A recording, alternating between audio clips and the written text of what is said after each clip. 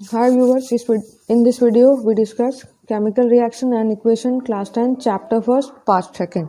इस पूरे वीडियो के अंदर हम अभी केमिकल इक्वेशंस के बारे में पढ़ेंगे। अगर आपको हमारा वीडियो पसंद आए प्लीज़ हमारे चैनल को लाइक, सब्सक्राइब और कमेंट ज़रूर करें।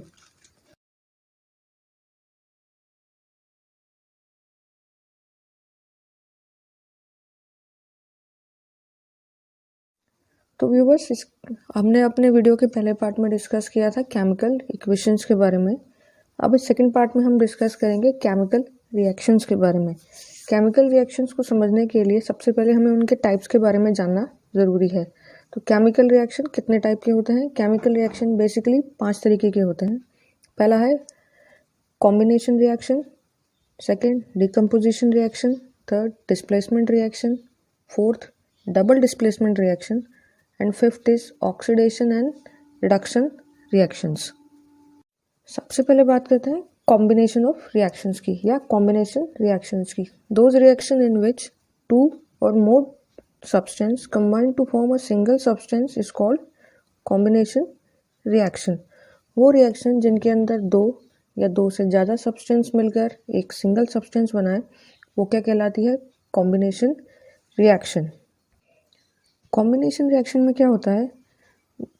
दो या दो से ज़्यादा एलिमेंट कंबाइन होकर या तो एक नया कंपाउंड बनाते हैं, या हम कह सकते हैं दो या दो से ज़्यादा कंपाउंड मिलकर एक नया कंपाउंड बनाते हैं, या इस चीज़ को और इन्हांस वर्जन में हम क्या कह सकते हैं कि एलिमेंट और कंपाउंड आपस में मिलकर एक नया कंपाउंड बनाते हैं। चलिए इसे एक एग्जाम्पल से समझने की कोशिश करते हैं। सबसे पहले एक एग्जाम्पल है magnesium and oxygen combine to form a magnesium oxide. Magnesium और ऑक्सीजन आपस में कंबाइंड होकर, या जिसे कहा जाता है कि मैग्नीशियम और ऑक्सीजन को हीट की प्रेजेंस में जब आपस में कंबाइन किया जाता है तो क्या बनती है? मैग्नीशियम ऑक्साइड, जिसको एक केमिकल इक्वेशन की फॉर्म में हम कैसे लिखते हैं? 2Mg जो कि मैग्नीशियम है सॉलिड है प्लस O2 यानी ऑक्सीजन जो कि गैस है, इनको हीट की प्रेजेंस में जब हम आपस में कंबाइन कराएंगे तो क्या हमें क्या मिलेगा? 2MgO जो कि एक सॉलिड स्टेट में होगा, मैग्नीशियम ऑक्साइड। तो इस रिएक्शन में क्या हुआ? दो एलिमेंट थे मैग्नीशियम और ऑक्सीजन, इनको आपस में कंबाइन करके एक सिंगल कंपाउंड क्या बनाया गया? Magnesium oxide. मैग्नीशियम रिबन, इस रिएक्शन को हम कॉम्बिनेशन जो रिएक्शन है इसे कैसे लिखेंगे कि मैग्नीशियम रिबन जो होता है इसे ऑक्सीजन की प्रेजेंस में जब हम बर्न करते हैं तो कॉम्बिनेशन रिएक्शन होता है, और ऑक्सीजन जो है वो किसमें, ऑक्सीजन किस चीज़ में कन्वर्ट हो जाती है? मैग्नीशियम ऑक्साइड में। एक और एग्जाम्पल लेते हैं, hydrogen burn in oxygen to form water. जहाँ हाइड्रोजन और ऑक्सीजन आपस में कंबाइन होकर क्या बनाते हैं? वाटर। इस रिएक्शन का केमिकल इक्वेशन कैसी हुई? 2H2 जो कि गैस है, हाइड्रोजन गैस प्लस O2 वो भी किसकी फॉर्म में है? गैस की फॉर्म में। दोनों गैसें जब आपस में कंबाइन होंगी तो हमें क्या मिलेगा? 2H2O यानी कि वाटर। इस रिएक्शन के अंदर दो एलिमेंट है हाइड्रोजन और ऑक्सीजन, जब ये कंबाइन होंगे तो हमें एक सिंगल कंपाउंड क्या मिला? वाटर। ये जो एग्जाम्पल हुआ ये किस चीज़ का एग्जाम्पल है? कॉम्बिनेशन ऑफ रिएक्शन का। Thus, the formation of water from hydrogen and oxygen is a combination reaction, and magnesium plus oxygen combined to form magnesium oxide is also an example of combination of।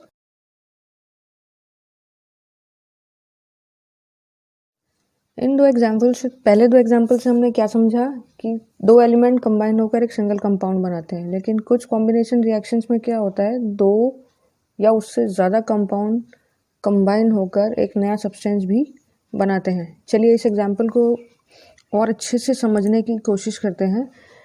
सबसे पहला example है ammonia का। Ammonia reacts with hydrogen chloride to form ammonium chloride, जिसको एक chemical equation की form में हम कैसे लिखेंगे? NH3 जो कि गैस है, अमोनिया है, प्लस HCl हाइड्रोजन क्लोराइड जो भी क्या है? गैस। ये दोनों कंबाइन होकर क्या बनाते हैं? Ammonium chloride.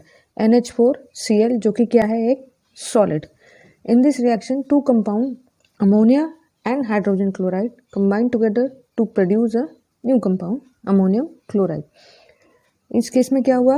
अमोनिया और हाइड्रोजन क्लोराइड थे, दोनों नए तरीके के कंपाउंड थे, मिक्स होकर क्या बनाया? Ammonium chloride. So this is a combination of reaction या कॉम्बिनेशन रिएक्शन। एक और एग्जांपल लेते हैं। Carbon monoxide react with oxygen to form carbon dioxide.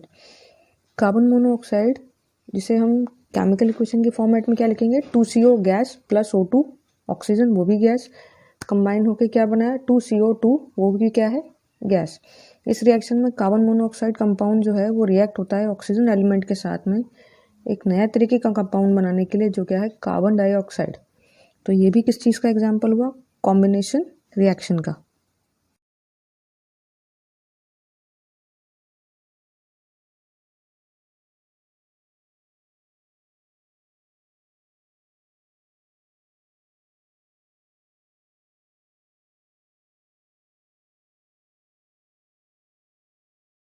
Second जो रिएक्शन है उसे क्या कहते हैं, decomposition reaction. Those reaction in which compound splits up into 2 और more simple substance is known as decomposition reaction. Decomposition reaction क्या हुआ है, वो रिएक्शन जिनके अंदर कंपाउंड जो है वो 2 या 2 से ज़्यादा सिंपल सब्सटेंस या कंपाउंड में स्प्लिट होकर या डिवाइड हो जाते हैं, उन्हें हम कहते हैं decomposition reaction. The decomposition reaction are carried out by applying light, heat, electricity. Heat, electricity और लाइट जब हम किसी रिएक्शन या किसी कंपाउंड को प्रोवाइड कराते हैं तो वो कंपाउंड जो होता है वो ब्रेक होता है 2 या 2 से ज़्यादा सिंपलर कंपाउंड्स में। तो उस रिएक्शन को हम क्या कहते हैं, डिकम्पोजिशन रिएक्शन। ये जो रिएक्शन होता है ये हमने जो पहले रिएक्शन पढ़ा है कॉम्बिनेशन रिएक्शन, इससे बिल्कुल उल्टा होता है। इसे एग्जाम्पल से समझने की कोशिश करते हैं। कैल्शियम कार्बोनेट है जिसे जब हीट किया जाता है तो वो डिकम्पोज होता है कैल्शियम ऑक्साइड और कार्बन डाइऑक्साइड में।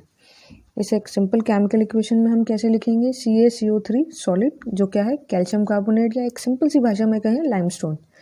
इसे जब आप हीट करते हैं तो ये आपको क्या प्रोड्यूस करता है, 2 सिंपल कंपाउंड में CaO सॉलिड यानी कि कैल्शियम ऑक्साइड जिसे कि लाइम कहा जाता है, प्लस CO2 गैस की फॉर्म में जो क्या है कार्बन डाइऑक्साइड। जब डिकम्पोजिशन रिएक्शन हीट के साथ में होकर 2 सिंपल कंपाउंड में टूटता है तो इस तरीके के रिएक्शंस को एक और नाम से जाना जाता है जो कहा जाता है thermal decomposition. Thermal means relating to heat. The decomposition of calcium carbonate into calcium oxide and carbon dioxide is an example of thermal decomposition. जो एग्जाम्पल हमने अभी आपको डिस्कस किया उस एग्जाम्पल में हीट नेसेसरी थी, उस हीट के प्रोसेस में होने की वजह से ही जो आपका ये जो कैल्शियम कार्बोनेट था ये 2 तरीके के कंपाउंड में टूटा था, इसलिए इसमें इस रिएक्शन को डिकम्पोजिशन रिएक्शन के कौन से पार्ट में कहा जाएगा, थर्मल डिकम्पोजिशन रिएक्शन। अभी हमने बात करी थी उस डिकम्पोजिशन रिएक्शन की जो हीट की हेल्प से हुआ। अब हम बात करते हैं उस डिकम्पोजिशन रिएक्शन की जिसके लिए हमें इलेक्ट्रिसिटी की ज़रूरत होती है, या वो decomposition reaction which are carried out by electricity. चलिए इसे भी एक एग्जाम्पल से समझने की कोशिश करते हैं। When electric current is pass through acidified water it decompose into hydrogen gas and oxygen gas. Chemical equation कैसे लिखी जाएगी, 2H2O यानी कि वाटर। इस वाटर के अंदर से जब हम इलेक्ट्रिसिटी की हेल्प से जब इस रिएक्शन को करवाएंगे तो 2 सिंपल कंपाउंड हमें क्या मिले, 2H2 hydrogen gas plus O2 oxygen gas. In this decomposition reaction a single compound of water split up to form a 2 simpler substance hydrogen and oxygen. इस डिकम्पोजिशन रिएक्शन में क्या हुआ, एक सिंपल सा compound था पानी जिसे स्प्लिट किया गया 2 सिंपल सब्सटेंस में हाइड्रोजन एंड वाटर, किसकी हेल्प से, इलेक्ट्रिसिटी की हेल्प से। इसलिए जो डिकम्पोजिशन रिएक्शन इलेक्ट्रिसिटी की हेल्प से होते हैं, या in those kind of a reaction decomposition reaction take place by the action of electricity is called electrolysis of water. इस तरीके के रिएक्शंस को या इस एक सिंपल रिएक्शन को हम एक नए वर्ड में कह सकते हैं जिसे कहा जाता है electrolysis of water. Electrolysis of water जिसकी अभी हमने बात करी है, चलिए इस प्रोसेस को लैब में समझने की कोशिश करते हैं। सामने एक फिगर आपके दी गई है या एक सामने पिक्चर आपकी दी गई है। इस पिक्चर के अकॉर्डिंगली एक सेटअप बनाया जाता है लैब के अंदर। सबसे पहले क्या करते हैं, take a wide mounted glass bottle B with the bottom removed, fix it on a stand with an inverted position.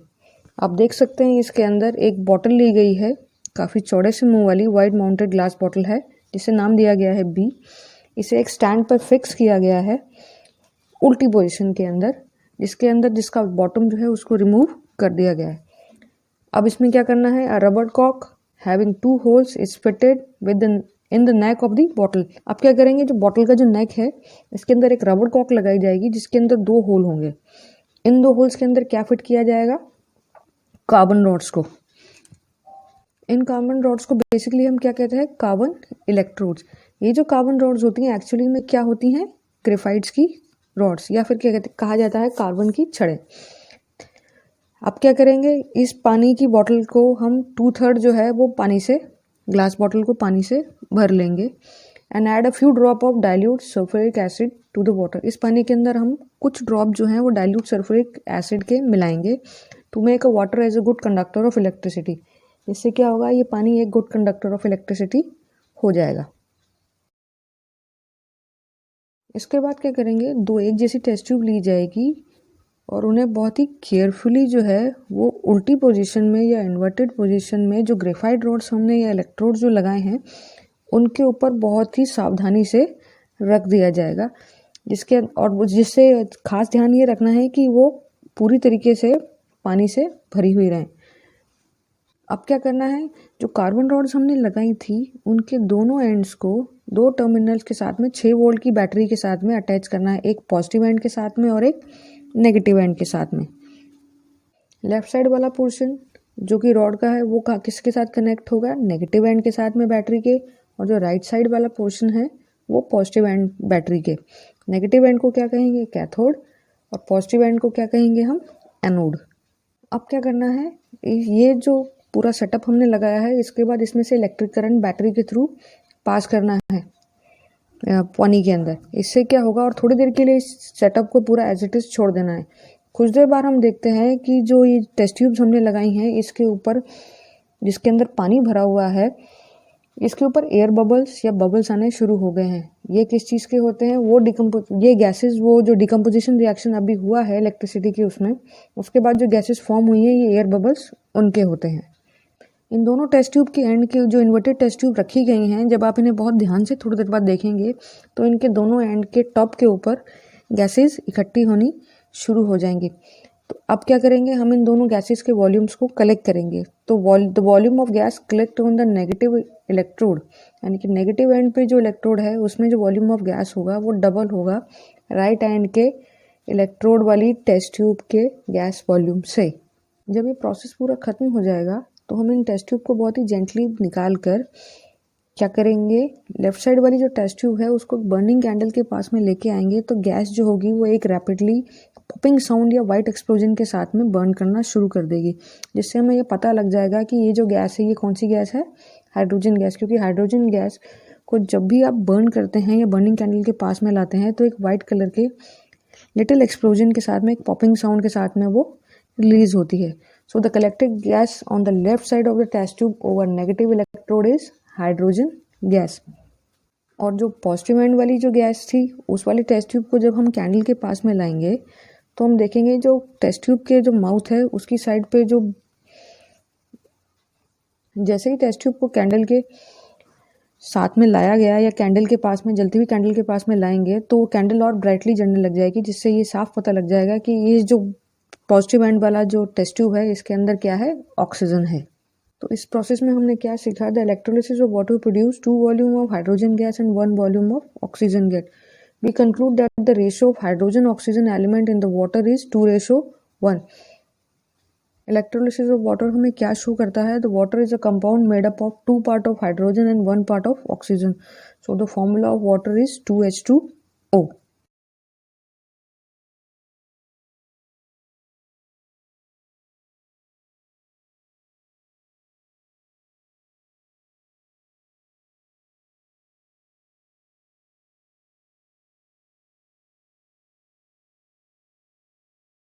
The third one is displacement reaction. Those reaction in which one element takes the place to another element in the compound is known as displacement reaction. वो reaction जिसमें एक element जो होता है किसी compound के अंदर दूसरे की जगह ले ले, वो क्या चीज़, वो कौन सी रिएक्शन कहलाते हैं, displacement reaction. In general a more reactive element displaces the less reactive element from its compound.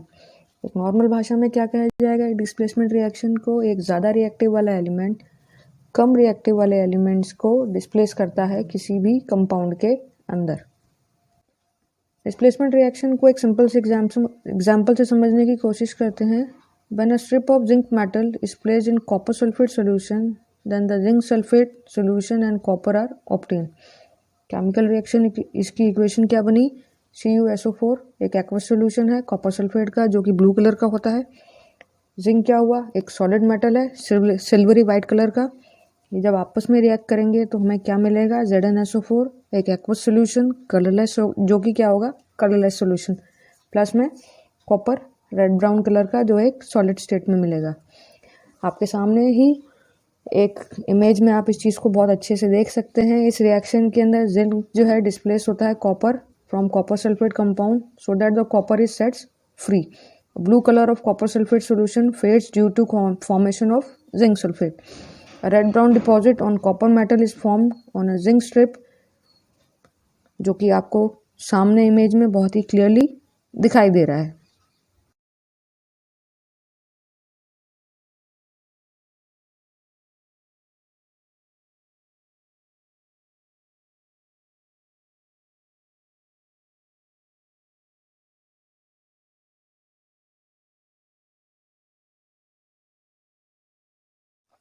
अब बात करते हैं डबल डिस्प्लेसमेंट रिएक्शन की। Those reaction in which two compound react by an exchange of an ion to form a new compound is called double displacement reaction. वो reaction जिनके अंदर दो compound आपस में रिएक्ट करते हैं by the exchange of ion to form a two new compound, इसके अंदर दो ही कंपाउंड होंगे, आपस में रिएक्ट करेंगे एक्सचेंज ऑफ आयन के साथ में और दो ही नए कंपाउंड बनाएंगे, उन्हें हम क्या कहेंगे, double displacement reaction. Double displacement reaction को एक एग्जाम्पल से समझने की कोशिश करते हैं। When barium chloride solution is added to potassium sulfate solution, then the white precipitate of barium sulfate is formed along with sodium chloride solution. इसका एक केमिकल इक्वेशन क्या बना, बेरियम क्लोराइड BaCl2 जो कि क्या है, एक एक्वस सॉल्यूशन। इसको हम किस में ऐड कर रहे हैं, सोडियम सल्फेट, जिसका केमिकल फॉर्मूला क्या हुआ, Na2SO4। ये भी क्या है, एक एक्वस सॉल्यूशन। ये दोनों कंपाउंड जब आपस में रिएक्ट करेंगे विद एक्सचेंज ऑफ आयन तो हमें क्या मिला, वाइट कलर का प्रेसिपिटेट बेरियम सल्फेट, जिसका केमिकल फॉर्मूला क्या हुआ, BaSO4 जो कि क्या है, सॉलिड स्टेट में, प्लस सोडियम क्लोराइड जिसका केमिकल फॉर्मूला क्या हुआ, 2NaCl, लेकिन इसकी स्टेट क्या रही, एक्वस। इस डिस्प्लेसमेंट रिएक्शन में क्या हुआ, barium chloride and sodium sulphate react होकर दो नए कंपाउंड बना रहे हैं, बेरियम सल्फेट और sodium chloride. And exchange of ion take place in this reaction. इसमें एग्जाम्पल क्या हुआ, बेरियम के आयन कितने, Ba2+, barium chloride react with sulphate ion, sulphate के आयन कितने, SO4 के 2- of sodium sulphate to form, तो हमें क्या मिला, बेरियम सल्फेट, जिसमें उसका आयन्स कितने हुए, Ba2+, SO4 2- और BaSO4। In this reaction barium sulphate is formed as a white insoluble solid. इस केस में क्या है, एक वाइट कलर का प्रेसिपिटेट जो आप फिगर सामने एग्जाम्पल में या उस इमेज में देख सकते हैं, वाइट कलर का एक सॉलिड प्रेसिपिटेट है जो कि इनसोल्यूबल होता है, विच separate out suddenly from the solution. जैसे ही आप इसके अंदर सोडियम सल्फेट बेरियम क्लोराइड में मिलाएंगे वो सडनली ही एक वाइट कलर का प्रेसिपिटेट एक बिल्कुल नीचे टेस्ट ट्यूब में जमा होना लग जाता है। ये इनसोल्यूबल होता है किसी भी सोल्यूशन में। Any reaction in which an insoluble solid और called precipitate is formed that separate from the solution is called precipitation reaction। इस तरीके की रिएक्शंस को एक खास नाम दिया जाता है जिसके अंदर कुछ सॉलिड प्रोडक्ट बनता है दो केमिकल या कंपाउंड के रिएक्शन से और वो इनसोल्यूबल होता है, उसे हम क्या कहते हैं, प्रेसिपिटेशन रिएक्शन।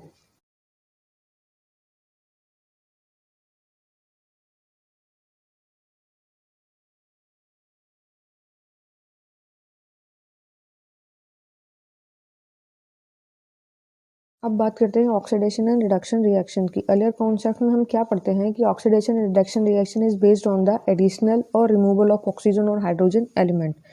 इसे हम एक दूसरी टर्म में पढ़ने की कोशिश करते हैं और ऑक्सीडेशन की एक नई डेफिनेशन बनाते हैं कि ऑक्सीडेशन एक्चुअली में है क्या। ऑक्सीडेशन में क्या है, the addition of oxygen to a substance is called oxidation. Oxygen का किसी सब्सटेंस में ऐड होना ऑक्सीडेशन है। हाइड्रोजन का किसी सब्सटेंस से रिमूव हो जाना ऑक्सीडेशन है। सेम यही चीज़ रिडक्शन के लिए है।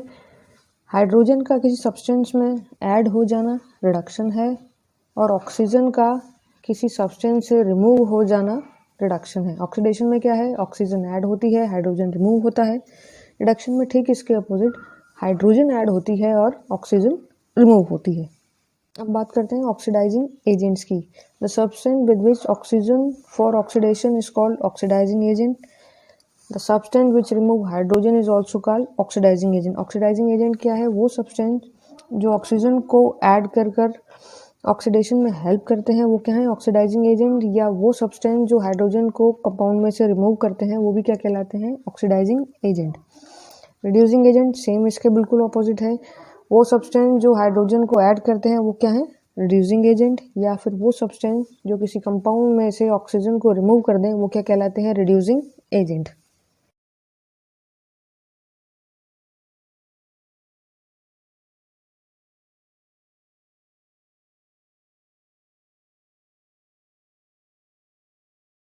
नेक्स्ट टॉपिक है effect of oxidation reaction in everyday life. Everyday life के अंदर ऑक्सीडेशन रिएक्शन के क्या क्या इफेक्ट्स हो सकते हैं, अब उसके बारे में पढ़ने की कोशिश करते हैं। ऑक्सीडेशन हैज डैमेजिंग इफेक्ट और on metal as well as on food. Oxidation का एक डैमेजिंग इफेक्ट होता है मेटल्स और खाने पर। The damaging effect of oxidation of metal is called corrosion and food is studies at rancidity. Corrosion जो है वो ऑक्सीजन के मेटल के डैमेज को जस्टिफाई करने के लिए एक वर्ड दिया गया है, scientific word, and the food is studies at density. For food में अगर किसी तरह का ऑक्सीडेशन होता है, उसकी स्टडी को करने के लिए एक वर्ड दिया गया है, rancidity. Third, there are two common effect of oxidation reaction with which observed in our daily life. These are corrosion of metal and rancidity of food.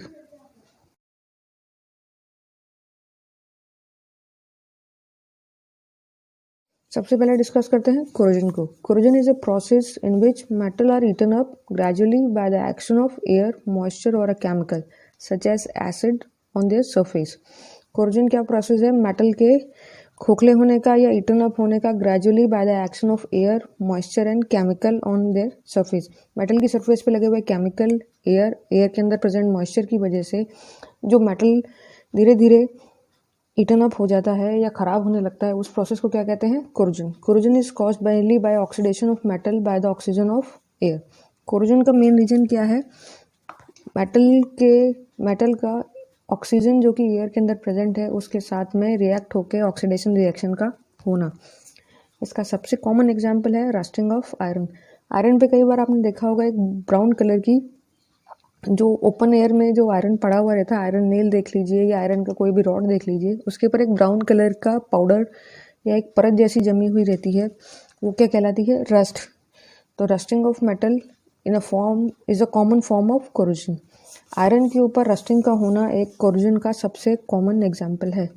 इसके अंदर क्या होता है, when an iron object is left in a damp air for a considerable time, it gets covered with a red brown flaky substance which is called rust. rust क्या है, एक तरीके का आप देखेंगे आयरन के ऊपर, जो कि आप ओपन एयर में किसी भी आयरन को कुछ दिन के लिए छोड़ दीजिए, एक फ्लेकी सब्सटेंस जमा होना शुरू हो जाएगा रेड ब्राउन कलर का, वो क्या है, रस्ट। इस प्रोसेस को क्या कहा जाता है, rusting of iron. Corrosion of iron और iron metal is oxidised by the oxygen air in the presence of water to form a hydrated iron 3 oxide which is called rust. इसको एक chemical formula के form में बहुत ही easily लिखा जा सकता है। आयरन क्या है, 4Fe plus 3O2 oxygen, oxygen के अंदर का जो मॉइस्चर है वाटर 2H2O। इसको जब ये सब कॉमनली एक ऑक्सीडाइजिंग एजेंट के साथ में मिलकर रिएक्ट करेंगे तो क्या बना, 2Fe2O3 H2O, hydrated iron 3 oxide, या जिसे हम कहते हैं रस्ट। और इस पूरे प्रोसेस को क्या कहा जाता है, रस्टिंग ऑफ आयरन।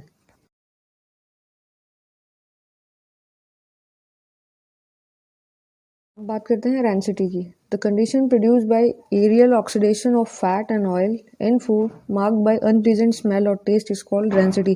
कई बार हम देखते हैं खाने में एक अजीब तरीके की स्मेल या टेस्ट हो जाता है सडनली चेंज के साथ में, वो कंडीशन क्या कहलाती है, रेंसिटी। इस कंडीशन में क्या होता है, फैट्स और ऑयल्स का एरियल ऑक्सीडेशन होता है। This development of rancidity of food can be prevented in the following ways. इस तरीके के खाने को रैंसिटी से खाने को बचाने के लिए कई तरीके के प्रिवेंशन या डेवलपमेंट किए गए हैं। पहला क्या, rancidity can be prevented by adding antioxidant to food containing fats and oil. Fats और ऑयल में एंटीऑक्सीडेंट का फूड में मिला देने से रैंसिटी थोड़ी कुछ टाइम के लिए प्रिवेंट हो जाती है। Rancidity can be prevent by packing fats and oil containing foods in nitrogen gas. Fats और ऑयल वाले खाने को नाइट्रोजन गैस के साथ में पैक करने पर भी रैंसिटी काफ़ी हद तक कंट्रोलेबल हो जाती है। Rancidity can be retarded by keeping food in refrigerator. एक सबसे कॉमन एग्जांपल है रैंसिटी से खाने का, रैंसिटी से बचाने के लिए वो क्या है, खाने को रेफ्रिजरेटर में रख देना, क्योंकि रेफ्रिजरेटर का टेम्परेचर काफ़ी लो होता है। इस वजह से ऑक्सीडेशन का प्रोसेस फैट्स और ऑयल का एरियल ऑक्सीडेशन के साथ में होने का प्रोसेस काफ़ी स्लो होने की वजह से खाना काफ़ी देर तक हम प्रिजर्व करके रख सकते हैं। Rancidity can be retarded by storing food in airtight containers. Airtight containers के अंदर भी कई बार हम खाना यूजुअली कॉमनली रखते हैं। उसका मेन कारण भी यही है कि वो एरियल कॉन्टैक्ट या एरियल ऑक्सीडेशन के आने से बचाने के लिए, जिससे कि फैट्स और ऑयल में ऑक्सीडेशन का प्रोसेस और स्लो हो जाए और खाना काफ़ी देर तक प्रिजर्व रह सके, इसलिए हम उसे एयरटाइट कंटेनर्स में भी रखकर रैंसिटी के प्रोसेस को थोड़ा सा और डिले कर सकते हैं।